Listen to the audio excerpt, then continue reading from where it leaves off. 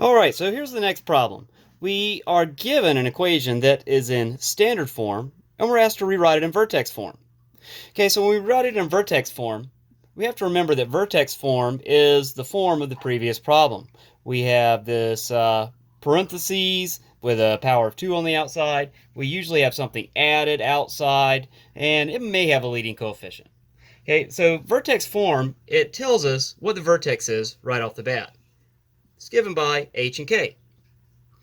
All right, and it also tells us how the parabola opens by the leading coefficient.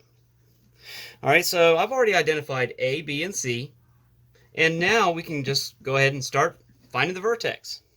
So first we're going to find h using negative b over 2a.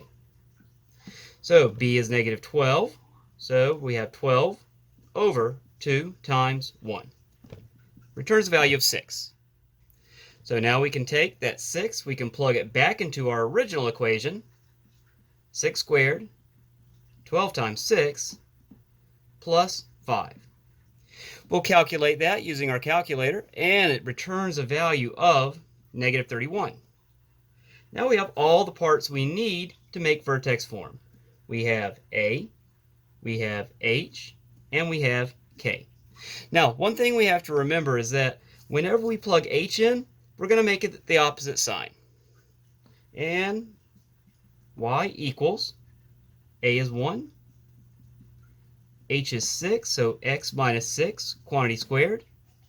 And K is negative 31, so we'll tack that, negative 31 on the end.